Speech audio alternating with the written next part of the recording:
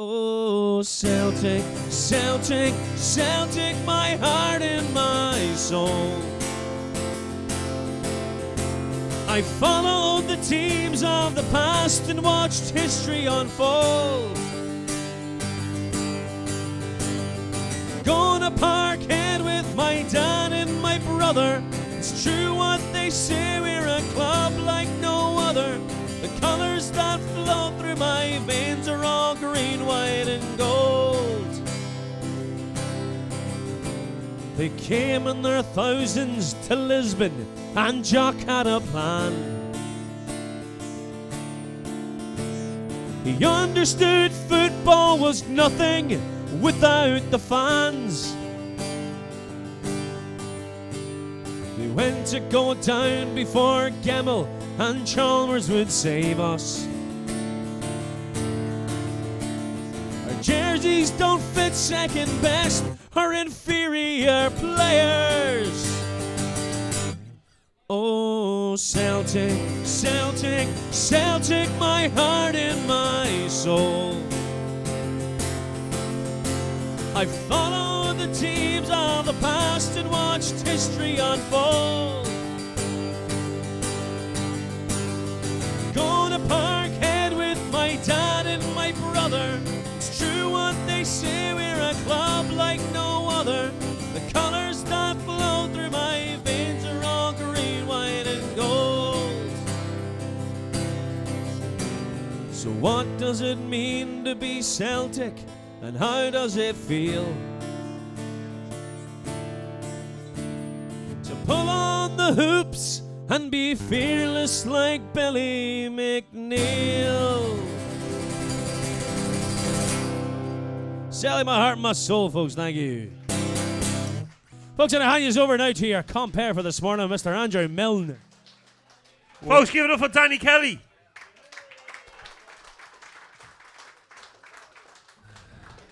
Folks, it's great to see Malones packed again for another Celtic AM. Folks, all we ask for is a bit of cuteness when we're speaking to our guests, and what a lineup we have today. I'm a bit humbled because we have the man with the left foot that done so much damage to the Sevco. Because we're being recorded, folks, as well for the first time. We're going out on Monday night with the show. Folks, Alan Thompson's in the house. Give it up for Alan Thompson.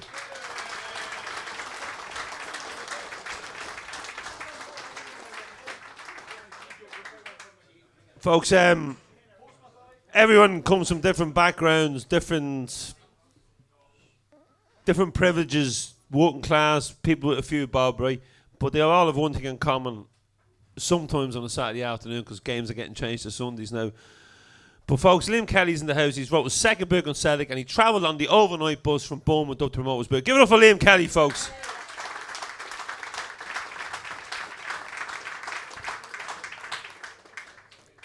We've been lucky enough over the past couple of years here to promote a couple of charities and to have the football barber room with us today. What he does for football memories, folks, is unbelievable. Give it up for Mark, folks.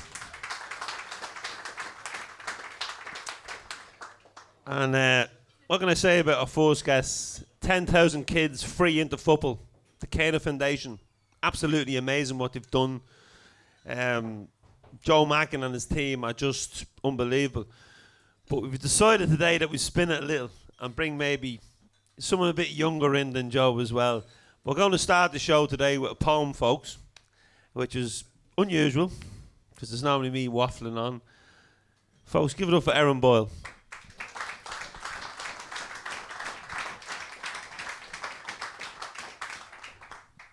The 25th of May, 2019. Hampden Park, the hearts and absolute scenes, the treble. A trinity of trebles. I witnessed history in front of my eyes, and I cried and we cried across the globe, far and wide, from the Clyde to Australia to New York to Santa Ponsa, and pubs, oil rigs, cheap digs, Duke of Wellington statues, and we thank you, Celtic. Edouard's penalty into the net means we're set to resemble the Lions. 1-0 down at half time, but it's fine. We've got our number 5 and our number 9. Billy McNeil. Sends blessings from the skies above. God's forming a football team, a dream team, full of passion and full of love. And when we gather in the Celtic way to say thanks for the memories, Chandler's and McNeil, and Simonovic's header to seal the deal, that it's not goodbye, as legends never die. On the 67th minute, our number 5 gives us some faith. It's a Glasgow Irish trait. And as half-time came, we're all thinking the same. Fuck's sake, Celtic. No strikers to play. Does Lenny go or does Lenny stay? I can't be arsed with the frustration. I can't be arsed getting into hibernation. But 2-1 at full time. 2-1 and we're in paradise. Glasgow Celtic defying the odds, celebrations at home and abroad. Is this what it felt like in 67, Granda? Did you cry as much as me? I'm witnessing magic in front of my eyes that I never thought I'd see. Tierney, Brown, Forrest, Sinclair, McGregor, Edward and Hayes, Christie, Hendry, Ralston, Lustig, some of the legends on the day. They say Celtic Football Club is a fairy tale. Thank you.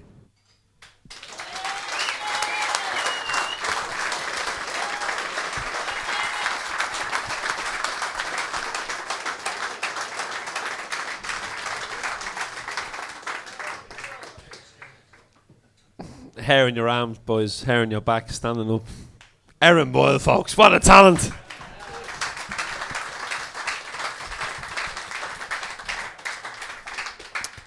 Now, not only is Erin a talented poet who's been, I suppose, the Scottish SFA and Celtic are now jumping on the back of this, but this girl done all this on her own. And how I got to know Erin was through the Kano Foundation, because when she's not writing poetry, working with kids, going to college or uni as they call it over here, she's helping the Kano Foundation. And I know, talking to Joe, with that 10,000 kids last week, you know, it's fucking amazing. Excuse the language. It's magic, honestly. It's one thing that I always say, and what we were talking about in the pitch on Sunday was, it's not just 10,000 kids going to the game, it's 10,000 kids experiencing an experience like no other, and that is the Kano experience, and it really is special. Like, you see the scarf on people, and you kind of, it's, the charity is, most charities we raise money for, and we're raising money for Refugee today, United today, which is a football team for immigrants that come into the country. But most charities we raise money for, it's a sad story. But the Kano Foundation isn't. It's just such a happy story that bring, you know, underprivileged kids, or maybe kids that wouldn't get a chance to go to a game, to go to Celtic Park and, as you say, experience. Because, folks, when you were younger, and I see a few people here that would have been lifted over the turnstiles, you know, that doesn't happen anymore, because we have such a brilliant stadium up there. But Fergus was clever enough to bring in the click, and every pound was going back into Celtic, which is brilliant. But it is so good that there's still an organisation that will bring kids into football for free. It's just unbelievable, Erin. No, it really is. And one thing that's really special about it is it's not just, we don't bring Celtic fans to the football. They end up Celtic fans at the end of the day, but it's kids from all over Scotland, all over Ireland, sometimes all over the world. And some of the stories when you're sitting in with the kids and they learn so much, it's such a great experience. And one of my first games, a couple of girls were asking loads of questions, and why those boys sitting behind the goal, and what's their purpose there, and who's filming the game. And then one girl went, "Oh my God, look, it's a drone's filming the game." And there was about 40 kids surrounding me going, "Oh my God, look, everybody, it's a drone filming the game." You forget that these are kids that are up to the age of 13 who are coming to Celtic Park for the first time, and we all totally take it for granted completely. We are so blessed to bring, we've got 186 season tickets, so 140 odd kids come to the game every game, and the guys to the left of us don't know if that's the left. The guys to the left of us don't know who we are. The guys to the right of us don't know who we are. But guys in Australia, guys in Ireland, guys in Las Vegas and Canada know who we are. So it's something that we need to scream about at Parkhead. It really is. And the kids do enough of that anyway, so keep listening out for us. For folks, if you're at the match today, have a look at the bottom of the Lisbon Lions stand, because it is brilliant. And I was lucky enough, I've got a fairly good seat in Celtic Park in the main stand, and I was lucky enough to give it up last season and go in with the Kano Foundation. And it was an experience, and Joe Mackin's here, and if anyone wants to go in and experience what them kids experience for the first time, it's like going back to Parkhead for the first time. And it's just brilliant. And to think that, you know, they say we're a club like no other. Well, I think we are, Erin, because like this happy charity that we raise money for, and the only thing basically is just to get people out in through the turnstiles that maybe can't afford or maybe don't get the opportunity. You know, there's a load of groups come in. I had a GAA club over from Loud, and they contacted Celtic about buying tickets. It's schoolgirls GAA team. And I said, no. I says, I'm going to put you in contact with someone.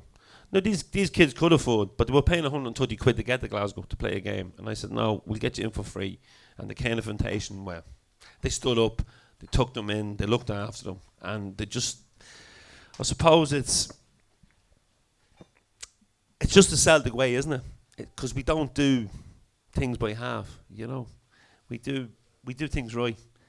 When we raise money, when we go to game, when we get behind the team, and it's so unique.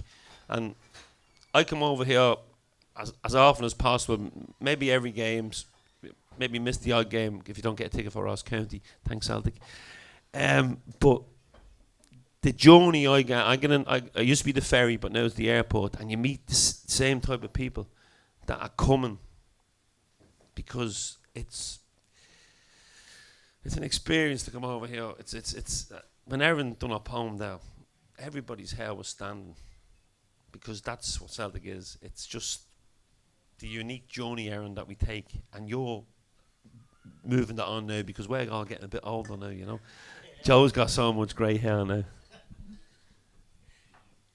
One thing about being a poet and being a Celtic fan is that I do a lot of gigs, and I do a lot of shows, and I'll whatever comes up within the kind of arts, and I'm working class, and Celtic Football Club is a working class football club, and I always find that you go and people have always got something to say, and whether I'm in a pub in the West End or wherever I am, I always do a Celtic poem just to create a wee bit of a buzz in the room, whatever that buzz may be.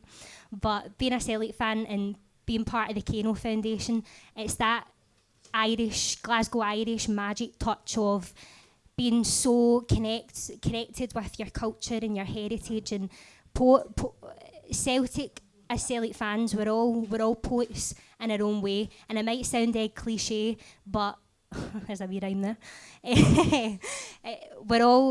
We've all just got that magic of being Celtic fans, and that's what's so good about being a poet, if you want to call it a poet, or working in the arts or whatever it may be. I always feel as if I'm speaking on behalf of all of us as Celtic fans, as working class individuals, as whatever you want to call ourselves. It's so special. And when I tell people about the Kano Foundation and how kids of all different backgrounds are experiencing this, it really is magic. And one of our songs that Joe McKenna had wrote, called Have You Ever Seen Paradise? Give it a wee listen, because that sums it up for me.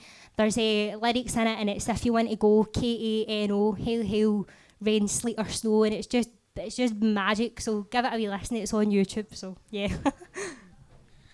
Erin, we're gonna get you back up to do a poem, okay, before you go, because I know you're gonna have to do your walk for Kano.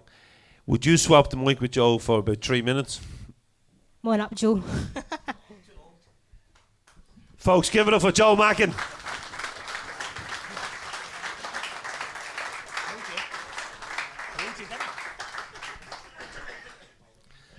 Folks, the first ever guest we had at Celtic AM was Joe Mackin, about 3 years ago. He came in here, there was about 20 people in the pub, and he told his story about the Kano Foundation, and 20 people that was here, were kind of touched by it. Everyone went into their pocket and that. But because of the success of the Kano Foundation show, it's not even with the pocket anymore, because everybody's buying season books for you now. It's and I don't want to take away from any other charity that's around Celtic, but Joe, what you have done has just been amazing. The thing about it is, we've done it ourselves. We've kind of battered down all the doors. We've chased people, harried people, and for day one, we've had the fans behind us. See, as long as you get the fans, we don't really need anything else. Because we buy the £50 season tickets for the kids, we do have to buy like a certain amount of adults, so they're 600 and whatever. But see, as long as Celtic keep getting these £50 season tickets, this shouldn't stop. I actually thought the new Celtic took it over.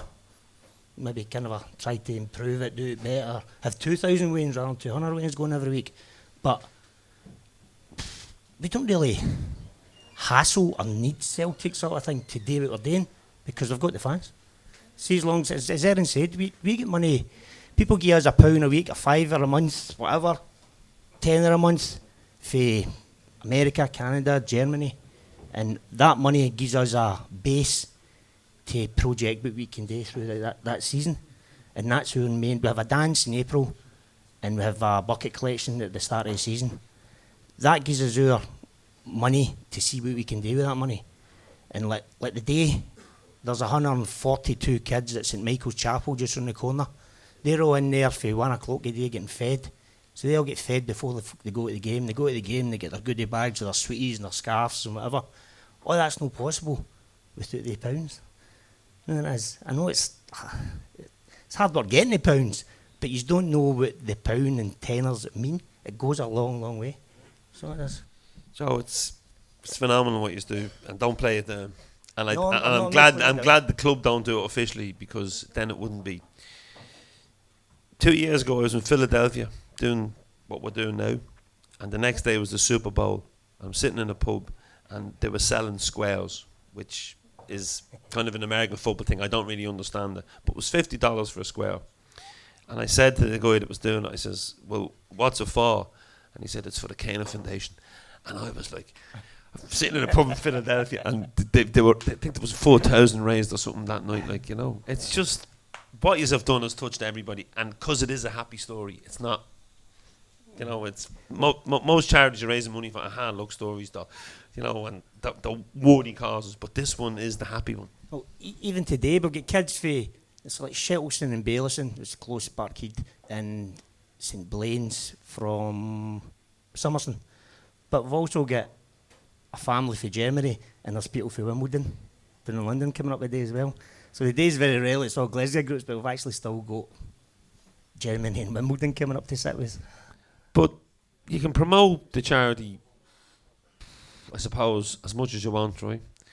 But when Erin done the poem, I think it was in Todd Lannock's pitch. Aye. Okay. But she's wearing the Kano scarf, and that's gone all around the world. So like the Kano scarf has become even Paul the Tim wears it, and he's the most famous social media fan we have. And up till last week, we've actually got new ones. There's like all green ones, and like the boatmate's white, and that's green now as well. So I says to Paul, I've got you a new scarf. He's like, I don't want, man. I said, no, fucking take it, man. You're wearing it. He went, no, I like my lucky one. That's been lucky for me. He says, we've won 10 in a row with that one. No, we're going to win 10 in a row with that one. I went, fair enough, son. It really is, I suppose, like the scarf, the people, you know. I do a little dinner every year, and we give the money to a charity, but we don't give it to Joe's charity. But Joe comes along, and when we're doing our speech, we go, when we have the player up, we get the player to say, look, if anyone would like to donate a season book, it's 50 quid. And I think there's thousands come in on that just by saying that. Everybody walks past and says, I'll take 2 tickets, I'll take a ticket, and they just kind of throw £50 on the table. So they constantly, and the pubs and that come, they'll say, we'll sponsor, we'll take 10 tickets, we'll take 5 tickets. It's amazing. And there's a bit of competition as well between the pubs that do come along. Well, you set it up nice for me. But I'm lucky enough to have a season book with the kids. But when I look to the right, and I'm wondering, I wonder who's sitting in that seat now that we've paid a few quid for this year. I wonder where they're from. I wonder what's their background, you know. It varies so much though, and what the kids get out of it is so much different. For that kid might get something out of that kid, doesn't he? Or that class might get something out of the football team, doesn't he? They all use it for their own benefits, so do they. And they work it the whatever way they want to work it. But some of the stories we get told is, some of them are heartbreaking, don't get me wrong, and some of them are fantastic. They stop fighting in the schemes between all these groups. The kids have to improve their homework or else they don't get going to the football. So for so many weeks, their homework's got to improve or their schoolwork's got to improve, and their teachers will take them to the football. So it gets used for a vast range of things that we don't even know about a lot of things. It's, as I've said, it's brilliant, Joe. It's just such a feel-good factor to do something. I know you have to go off now and do it again today. 140 kids, isn't it? 142, aye. Folks, give it up for Joe Mackin. Thank you.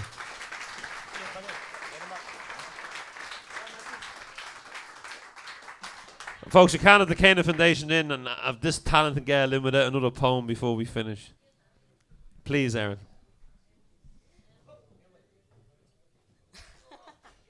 And the famous Kano scarf. This is one of the new ones, actually. So Paula Tim doesn't have one of these. No. When I was wee, we didn't have BT Sport or Sky Sport or Celtic TV. I never even had a telly. I'd spend my week going at hard graft, going at welly for pennies. I'm telling you, wee man, you don't know how lucky you've got it. 'Cause you see, when I was working, and quite often down at the yards, and my ma would give me some change for the game, but if I stuck an old man's booze up my jersey, he'd lift me to the turnstile to see the game. And I'd spend that change and a macaroon while listening to the tune of the Jungle Boys making noise. It was paradise for me as a young boy. And as I grew up and went out with my pals, we drank under tricolours in the ceiling while feeling that this is something special. Though no marriage material, as my plans are far from Glasgow's territorial schemes, and it seems my pals praying to their buckfast tonic wine as a sign that this life isn't meant to be. So I kept it Celtic, only Celtic. I kept my scarf tucked into my chest, jacket zipped up, hiding my crest. I sung Celtic stories in a Celtic bar to the tune of tin whistle, mandolin and acoustic guitar, the adrenaline.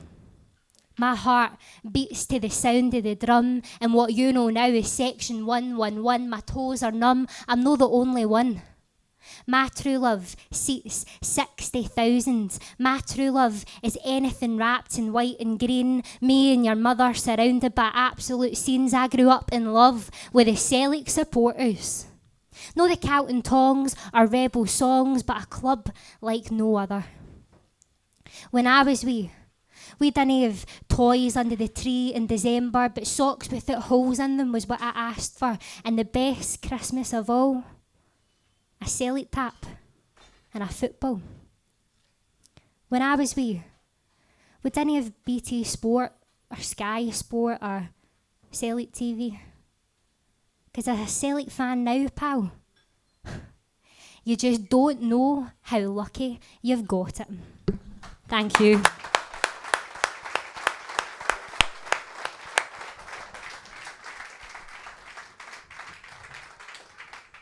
Thank God we got her in, because when she's on the big stage in the Hydro, we won't be able to get her anymore. Erin, Joe, folks, give it up for the Kano Foundation.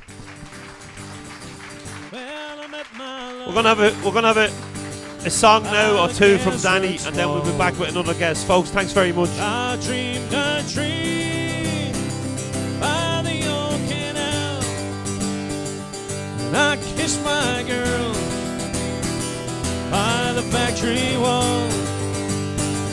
It's a dirty old town. It's a dirty old town. Well, the clouds are drifting all across the moon. The cats are prowling way up on their feet. But then spring just streets at night. It's a dirty old town. It's a dirty old town.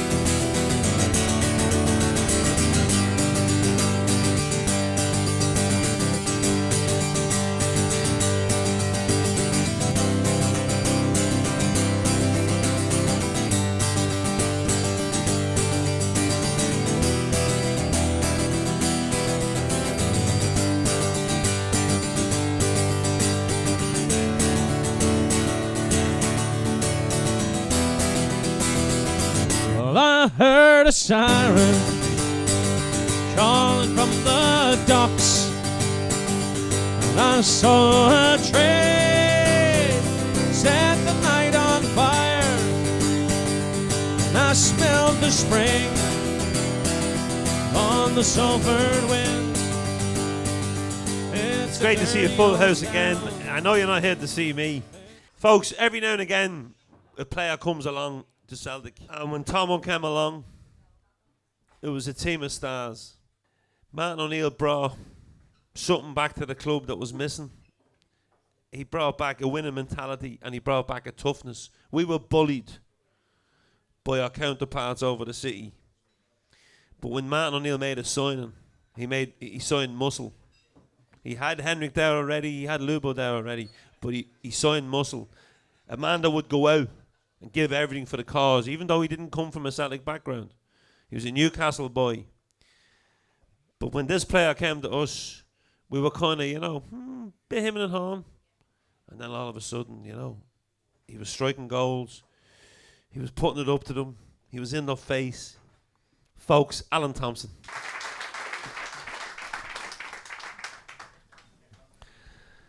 Folks, we done a gig with Tomo upstairs last night, and it was brilliant. There was no video cameras like today. I'm paying the price now. Yeah, we did have one or two after. And it was, for me, it was like, I'm 2 years older than Tomo, so he's kind of the person I would have liked to drink with when I was a bit younger. But we rolled back the years last night and had a few. But we spoke about numerous things last night, Tomo. Stuff we can't talk about today because there's cameras on. But you come up the road from, a Newcastle boy that was released by his boyhood club, went to Bolton, went to Villa, and then come up to Celtic, and what an impact it made for us. Yeah, it was, as I said to you last night, and Martin O'Neill, the gaffer, don't like calling him Martin. He was always the gaffer, he still is. He tried to sign me when he was manager of Leicester City, and I turned him down. Who? Exactly, who? Leicester City, yeah. Can't believe they won the Premiership a couple of years ago. And no, he tried to take me to Leicester, and I turned him down, and I thought...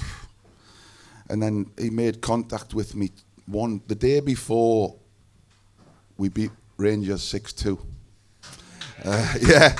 And I was sat at Villa Park, being an Aston Villa player, knowing my Villa career was over. And I didn't go out. Villa were playing Chelsea that day. And I thought, I ain't going outside to sit in the stand and watch Aston Villa play Chelsea. Fucking Celtic are playing Rangers. And I knew I was coming to Glasgow the next day. And I watched that 6-2 game and I thought, I should have signed a week before. Mate, bloody Bobby Petter jinking down the wing, making goals. I thought, Jesus Christ, no. But when I seen that 6-2 game, I thought, get me to Glasgow tomorrow as quick as you can. When you came up, it wasn't Celtic Park you were taking the first, was it? No, he took me to a Chinese round the corner, the gaffer, Amber Regent. Bloody food was lovely. And I said, forget the food, get me to paradise. Just show me what it looks like. So, and we went to Celtic Park after we'd been to the Chinese round the corner there, and I remember going out the director's box and holy shit, 62,000 seats empty, quiet.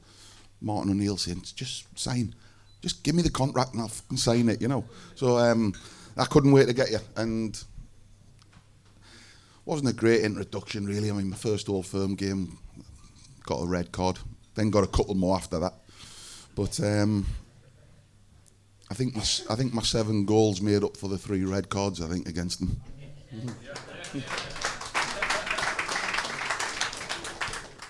But it wasn't only against the old club who went out of business, a lot of mercy on them. There was Liverpool, there was Barcelona, there was that cracker against Dunfermline. The goals just kept coming, Tom. There was over 50 of them. You just said Barcelona, Dunfermline and Liverpool in the same breath.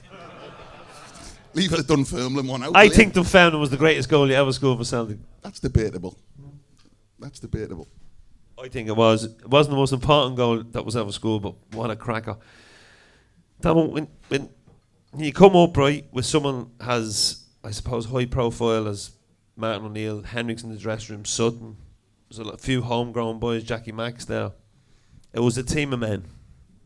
Yeah, absolutely. I mean, you look through the team, you know, we were winners. I mean, we didn't get the credit we deserved, in my opinion, whether it's through the Scottish press or the referees didn't do us any favours quite often. But no, I don't think we got the credit we deserved, and I think that cup run that we had to get to Seville, we went and we beat Blackburn Rovers, who were then a good team with Andy Cole, Dwight York, centre forwards. We went to Liverpool, we beat Liverpool with Stephen Gerrards and Michael Owens and Jamie Carragher.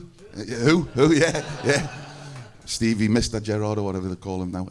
So, no, I think we didn't get the credit we deserved, and it was a team of men. When you look around, you see, you know, I want him in my team, you know, Henrik, Chris, Big John, Jackie Mack, Jos Valharan. You know, these players didn't get the credit, especially your Valharans and me Albies and people like that, you know.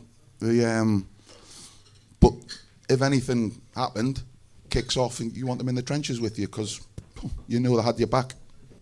You're talking about kicking off. Big Bobo kicked off a few times. The big fella, Jesus Christ.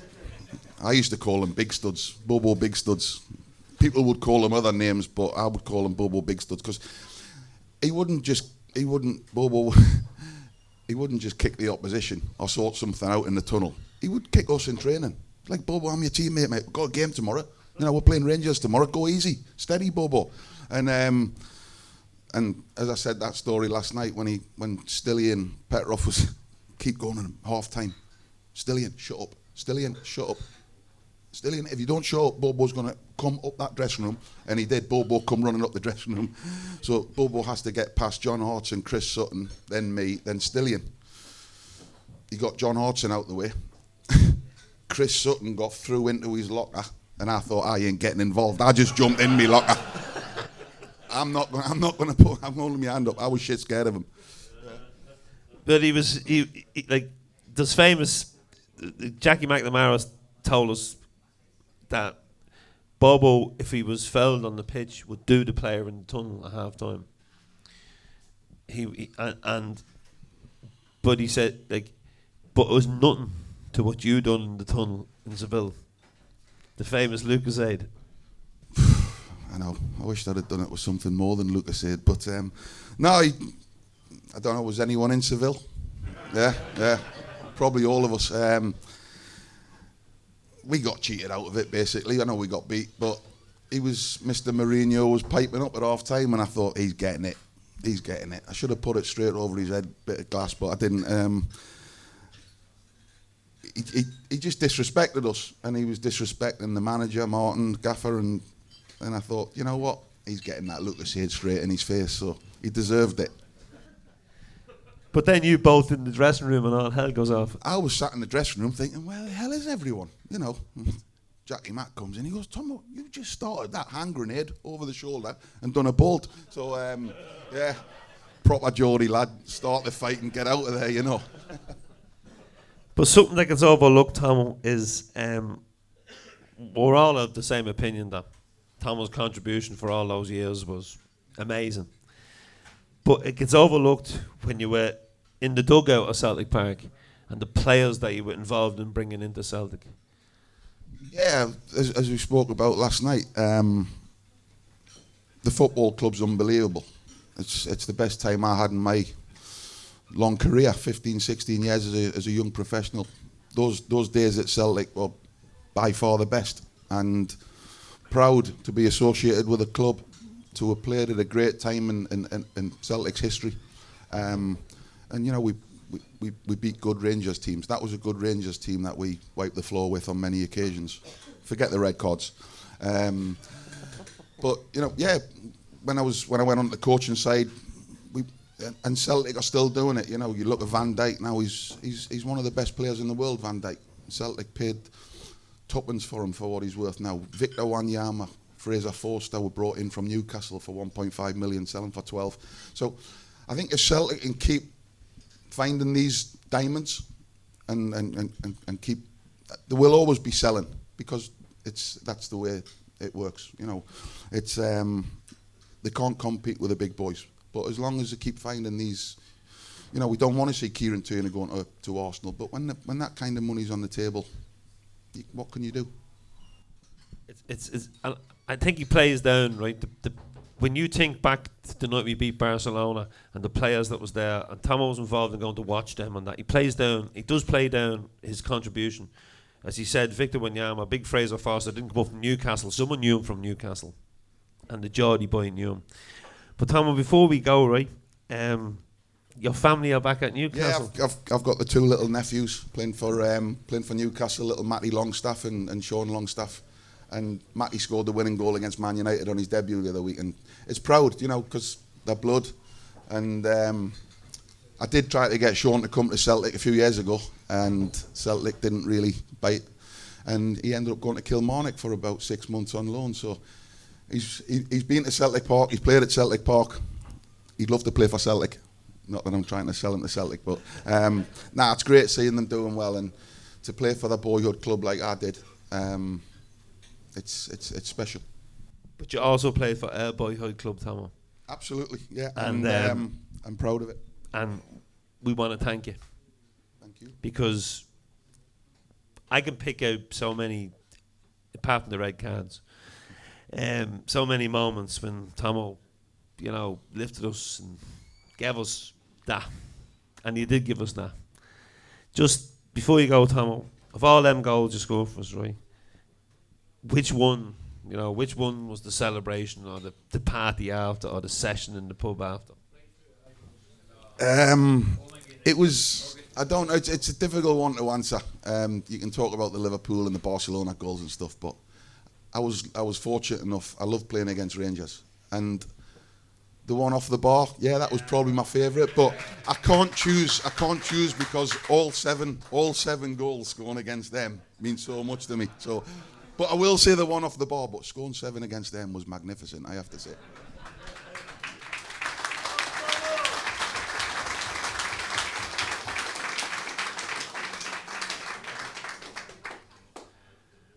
Folks, Alan Thompson.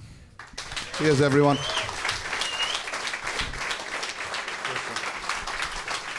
Enjoy the game. Folks, we'll be back. Danny's going to give us a bit of music. We'll be back with another guest. Stay with us because two great guests coming up.